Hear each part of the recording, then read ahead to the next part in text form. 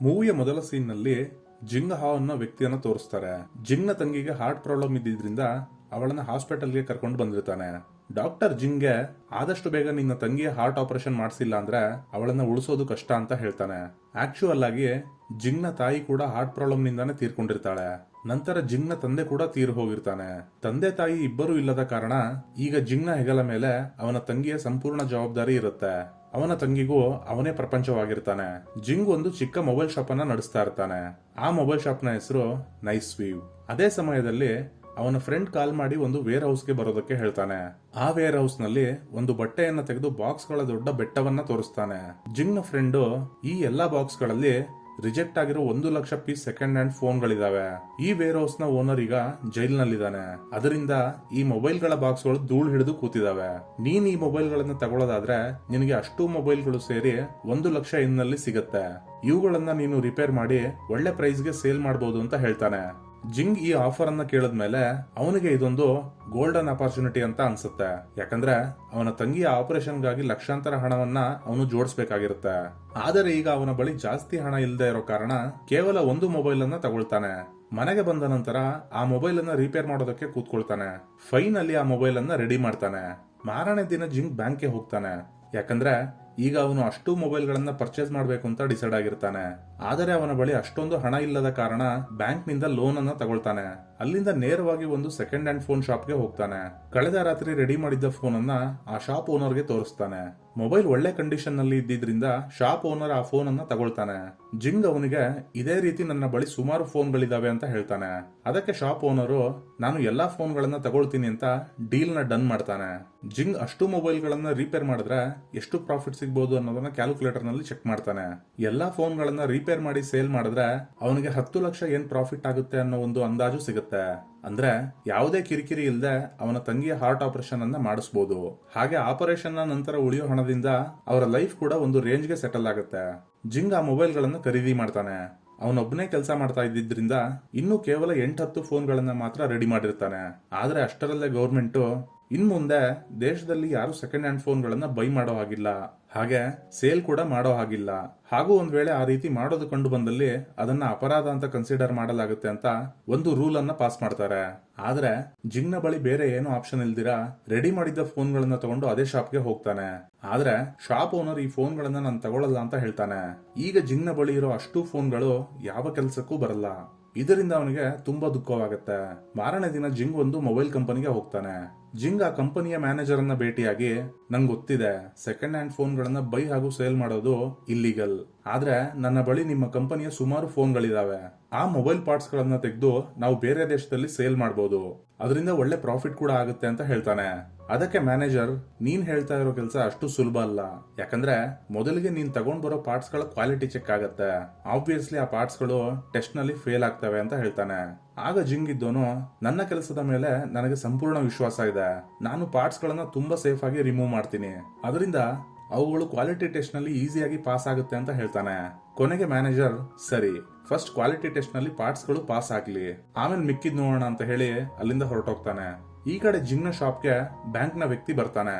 ಆ ವ್ಯಕ್ತಿ ಜಿಂಗ್ಗೆ ಇನ್ನೊಂದು ತಿಂಗಳಲ್ಲಿ ನಿನ್ ಲೋನ್ ಅನ್ನ ತೀರಿಸದೆ ಹೋದ್ರೆ ನಿನ್ನ ಶಾಪ್ ಅನ್ನ ಸೀಸ್ ಮಾಡ್ಬೇಕಾಗಿ ಬರುತ್ತೆ ಅಂತ ವಾರ್ನ್ ಮಾಡ್ತಾನೆ.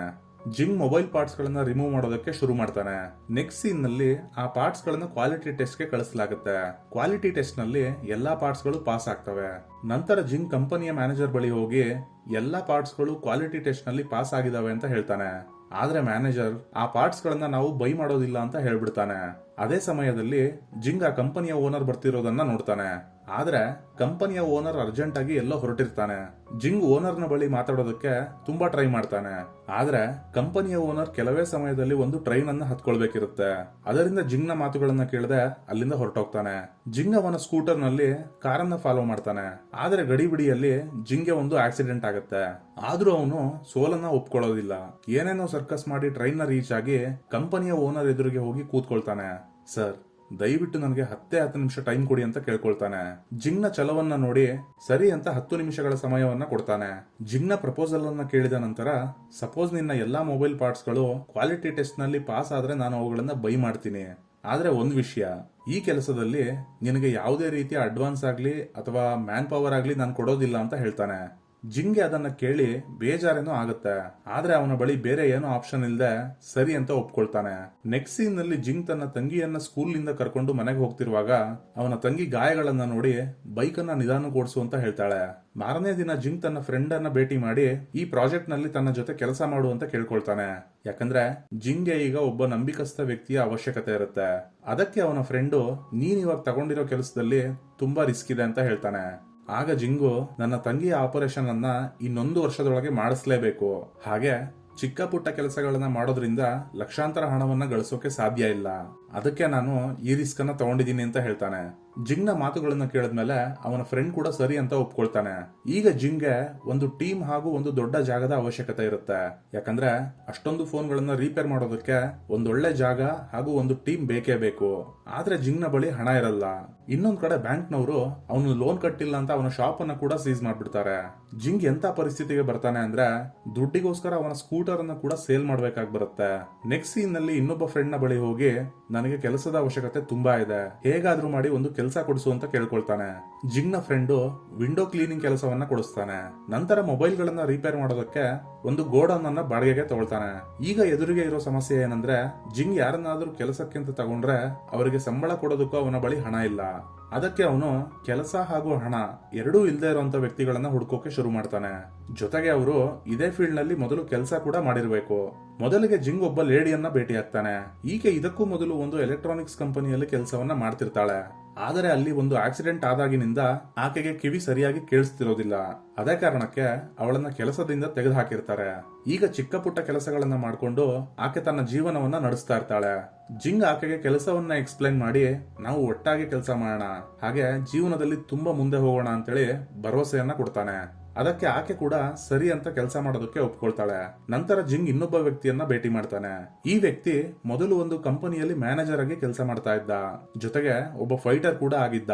ಆದ್ರೆ ಒಂದಿನ ಫೈಟ್ ಮಾಡ್ತಾ ಇರುವಾಗ ಎದುರಾಳಿ ಸ್ಪಾಟ್ ನಲ್ಲಿ ಸತ್ತು ಹೋಗಿದ್ರಿಂದ ಇವನಿಗೆ ಜೈಲು ಶಿಕ್ಷೆ ಆಗಿರುತ್ತೆ. ಜೈಲಿನಿಂದ ಆಚೆ ಬಂದ್ಮೇಲೆ ಇವನಿಗೆ ಯಾರು ಸಹ ಕೆಲಸವನ್ನ ಕೊಟ್ಟಿರೋದಿಲ್ಲ. ಈ ವ್ಯಕ್ತಿ ಕೂಡ ಜಿಂಗ್ನ ಟೀಮ್ ಅನ್ನ ಸೇರ್ಕೊಳ್ತಾನೆ. ಹೀಗೆ ಹಲವಾರು ವ್ಯಕ್ತಿಗಳನ್ನ ಭೇಟಿ ಮಾಡಿ ಒಂದು ಟೀಮ್ ಅನ್ನ ರೆಡಿ ಮಾಡ್ತಾನೆ. ಎಲ್ಲರೂ ಸೇರಿ ಹಗಲು ರಾತ್ರಿ ಕೆಲಸ ಮಾಡೋದಕ್ಕೆ ಶುರು ಮಾಡ್ತಾರೆ. ಜಿಂಗ್ ಕೂಡ ಬೆಳಿಗ್ಗೆ ವಿಂಡೋ ಕ್ಲೀನಿಂಗ್ ಕೆಲಸವನ್ನ ಮಾಡ್ತಾನೆ, ಹಾಗೆ ರಾತ್ರಿ ವೇಳೆ ಮೊಬೈಲ್ ಪಾರ್ಟ್ಸ್ ಗಳನ್ನ ರಿಮೂವ್ ಮಾಡ್ತಿರ್ತಾನೆ. ಹೀಗೆ ಕೆಲವು ದಿನಗಳು ಕಳೀತವೆ. ಜಿಂಗ್ ತನ್ನ ಟೀಮ್ ಮೆಂಬರ್ ನ ಮದುವೆಗೆ ಹೋಗ್ತಾನೆ. ಫಂಕ್ಷನ್ ಮುಗಿಸ್ಕೊಂಡು ಮನೆಗ್ ಬಂದ್ ನೋಡಿದ್ರೆ ಮನೆಯ ಬಾಗಿಲ ಮೇಲೆ ಮನೆಯ ಓನರು ನೀನು 3 ತಿಂಗಳ ಬಾಡಿಗೆಯನ್ನ ಕೊಡೋವರೆಗೂ ಮನೆ ಕಡೆ ತಲೆ ಹಾಕ್ಬೇಡ ಅಂತ ಒಂದು ಪೇಪರ್ ನಲ್ಲಿ ಬರೆದು ಅಂಟಿಸಿರ್ತಾನೆ. ಅದನ್ನ ನೋಡಿ ಜಿಂಗ್ಗೆ ತುಂಬಾನೇ ಬೇಜಾರಾಗತ್ತೆ. ಈಗ ಜಿಂಗ್ ತನ್ನ ತಂಗಿಯನ್ನ ಕರ್ಕೊಂಡು ಮೊಬೈಲ್ ಗಳ ಕೆಲಸವನ್ನ ಮಾಡ್ತಾ ಇದ್ದ ಫ್ಯಾಕ್ಟರಿಗೆ ಬರ್ತಾನೆ. ಜಿಂಗ್ ತನ್ನ ತಂಗಿಗೆ ಬಾಕ್ಸ್ ಗಳಿಂದ ಬೆಡ್ ಅನ್ನ ತಯಾರು ಮಾಡಿ ಅದರ ಮೇಲೆ ಮಲಗಿಸ್ತಾನೆ. ಅವನಿಗೆ ತುಂಬಾ ಬೇಜಾರಾಗ್ತಿರುತ್ತೆ, ಯಾಕಂದ್ರೆ ಮೊದಲೇ ಆರೋಗ್ಯ ಸರಿ ಇಲ್ದೇ ಇರೋ ಅವನ ತಂಗಿಯನ್ನ ಚೆನ್ನಾಗಿ ನೋಡ್ಕೊಳಕ್ ಆಗ್ತಿಲ್ವಲ್ಲ ಅಂತ.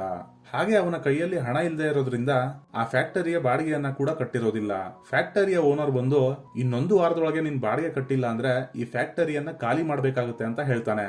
ಜಿಂಗ್ ಸಹಾಯ ಕೇಳೋಕೆ ಅಂತ ಕಂಪನಿಯ ಮ್ಯಾನೇಜರ್ನ ಬಳಿ ಹೋಗ್ತಾನೆ. ಆದ್ರೆ ಮ್ಯಾನೇಜರು ನಮ್ಮ ಬಾಸ್ ನಿನಗೆ ಮೊದಲೇ ಎಲ್ಲ ಹೇಳಿದ್ರಲ್ವಾ, ಹಾಗಾಗಿ ನನ್ನ ಕೈಯಲ್ಲಿ ಏನು ಸಹಾಯ ಮಾಡಕ್ಕಾಗಲ್ಲ ಅಂತ ಹೇಳ್ತಾನೆ.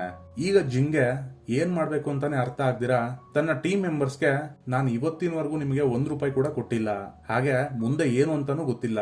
ಎಂತಹ ಪರಿಸ್ಥಿತಿ ಬಂದ್ರೂ ಅದನ್ನ ಎದುರಿಸಿ ಗುರಿಯನ್ನ ತಲುಪೋ ಛಲ ಮಾತ್ರ ಇದೆ. ಆದ್ರೆ ಬಾಡಿಗೆ ಕಟ್ಟದೇ ಇರೋದಕ್ಕೆ ಈಗ ಫ್ಯಾಕ್ಟರಿಯನ್ನ ಕೂಡ ಖಾಲಿ ಮಾಡ್ಬೇಕಾಗಿದೆ ಅಂತ ಹೇಳ್ತಾನೆ. ಅದನ್ನ ಕೇಳಿದ ಟೀಮ್ ಮೆಂಬರ್ಸ್ ಎಲ್ಲಾ ಪಾರ್ಟ್ಸ್ ಗಳನ್ನ ಪ್ಯಾಕ್ ಮಾಡ್ಕೊಂಡು ತಮ್ಮ ತಮ್ಮ ಮನೆಗೆ ತಗೊಂಡು ಹೋಗಿ ಅವುಗಳನ್ನ ರಿಪೇರ್ ಮಾಡೋದಾಗಿ ಹೇಳ್ತಾರೆ. ಈಗ ಜಿಂಗ್ ತನ್ನ ತಂಗಿಯ ಜೊತೆ ಒಂದು ನರ್ಸಿಂಗ್ ಹೋಮ್ ನಲ್ಲಿ ಉಳ್ಕೊಳ್ಳೋ ವ್ಯವಸ್ಥೆಯನ್ನ ಮಾಡ್ಕೊಳ್ತಾನೆ. ಎಲ್ಲಾ ಟೀಮ್ ಮೆಂಬರ್ಸ್ ಹಗಲು ರಾತ್ರಿ ಅಂತ ಯೋಚನೆ ಮಾಡ್ದಿರಾ ಮೊಬೈಲ್ ಪಾರ್ಟ್ಸ್ ಗಳನ್ನ ರಿಮೂವ್ ಮಾಡೋದಕ್ಕೆ ಶುರು ಮಾಡ್ತಾರೆ. ಜಿಂಗ್ ಕೂಡ ಬೆಳಗ್ಗೆ ವಿಂಡೋ ಕ್ಲೀನಿಂಗ್ ಕೆಲಸ ಹಾಗೆ ರಾತ್ರಿ ವೇಳೆ ಮೊಬೈಲ್ ಪಾರ್ಟ್ಸ್ ಗಳನ್ನ ರಿಮೂವ್ ಮಾಡೋದನ್ನ ಮಾಡ್ತಿರ್ತಾನೆ. ಹೀಗೆ ಕೆಲವು ದಿನಗಳಲ್ಲಿ ಎಲ್ಲರೂ ಸೇರಿ ಕೆಲಸವನ್ನ ಕಂಪ್ಲೀಟ್ ಮಾಡ್ತಾರೆ. ರೆಡಿ ಮಾಡಿದ ಎಲ್ಲಾ ಪಾರ್ಟ್ಸ್ ಗಳನ್ನ ಕ್ವಾಲಿಟಿ ಟೆಸ್ಟ್ ಗೆ ಅಂತ ಕಂಪನಿಗೆ ಕಳಿಸ್ತಾರೆ. 1 ವಾರದ ನಂತರ ಎಲ್ಲರನ್ನು ಕಂಪನಿಗೆ ಬರೋದಕ್ಕೆ ಹೇಳ್ತಾರೆ. ಕಂಪನಿಯ ಓನರ್ ಜಿಂಗ್ಗೆ ಕ್ವಾಲಿಟಿ ಟೆಸ್ಟ್ ಗೆ ಅಂತ ಕಳಿಸಿದ್ದ ಎಲ್ಲಾ ಮೊಬೈಲ್ ಪಾರ್ಟ್ಸ್ ಗಳು ಟೆಸ್ಟ್ ನಲ್ಲಿ ಪಾಸ್ ಆಗಿದಾವೆ, ಅದಕ್ಕೆ ನಾನ್ ನಿನ್ಗೆ 2 ವರ್ಷಗಳ ಕಾಂಟ್ರಾಕ್ಟ್ ಅನ್ನ ಕೊಡ್ಬೇಕು ಅಂತ ಡಿಸೈಡ್ ಮಾಡಿದೀನಿ ಅಂತ ಹೇಳ್ತಾನೆ. ಅದನ್ನ ಕೇಳ್ತಿದ್ದಾಗೆ ಜಿಂಗ್ ಹಾಗೂ ಅವನ ಟೀಮ್ ಮೆಂಬರ್ಸ್ ಎಲ್ಲರಿಗೂ ತುಂಬಾನೇ ಖುಷಿಯಾಗುತ್ತೆ. ಈಗ ಜಿಂಗ್ಗೆ ಆದಾಯ ಕೂಡ ಬರೋಕೆ ಶುರುವಾಗಿರುತ್ತೆ. ತನ್ನ ತಂಗಿಯ ಹಾರ್ಟ್ ಆಪರೇಷನ್ ಅನ್ನ ಕೂಡ ಮಾಡಿಸಿರ್ತಾನೆ. ನೆಕ್ಸ್ಟ್ ಸೀನ್ ನಲ್ಲಿ 6 ವರ್ಷಗಳ ನಂತರದ ಸೀನ್ ಅನ್ನ ತೋರಿಸ್ತಾರೆ. ಈಗ ಜಿಂಗ್ ವರ್ಲ್ಡ್ ವೈಡ್ ಫೇಮಸ್ ಆಗಿರೋ ನೈಸ್ ವ್ಯೂ ಕಂಪನಿಯ ಸಿಇಒ ಆಗಿರ್ತಾನೆ. ಚಿಕ್ಕ ವಯಸ್ಸಿನಲ್ಲೇ ಒಂದು ಕಂಪನಿಯ ಸಿಇಒ ಆಗಿರೋದ್ರಿಂದ ಜಿಂಗ್ ನ ಹೆಸರಿನಲ್ಲಿ ಒಂದು ರೆಕಾರ್ಡ್ ಕೂಡ ದಾಖಲಾಗುತ್ತೆ. ಜಿಂಗ್ ಇವತ್ತು ಈ ಸ್ಥಾನದಲ್ಲಿದ್ದಾನೆ ಅಂದ್ರೆ ಅದಕ್ಕೆ ಕಾರಣ ಅವನಲ್ಲಿದ್ದ ಛಲ. ಇದರೊಂದಿಗೆ ಈ ಮೂವಿ ಇಲ್ಲಿಗೆ ಎಂಡ್ ಆಗುತ್ತೆ. ನಿಮ್ಗೆ ಮೂವಿ ಎಕ್ಸ್ಪ್ಲನೇಷನ್ ಹೇಗನಿಸ್ತು ಅನ್ನೋದನ್ನ ಕಮೆಂಟ್ ಮಾಡಿ ತಿಳಿಸಿ. ಇದೇ ರೀತಿ ಇನ್ನೂ ಹೆಚ್ಚಿನ ವಿಡಿಯೋಗಳಿಗಾಗಿ ನಮ್ಮ ಚಾನೆಲ್ ಅನ್ನ ಸಬ್ಸ್ಕ್ರೈಬ್ ಮಾಡೋದರ ಮೂಲಕ ಸಪೋರ್ಟ್ ಮಾಡಿ. ಮತ್ತೆ ಸಿಗೋಣ ಮುಂದಿನ ವಿಡಿಯೋದಲ್ಲಿ. ನಮಸ್ಕಾರ.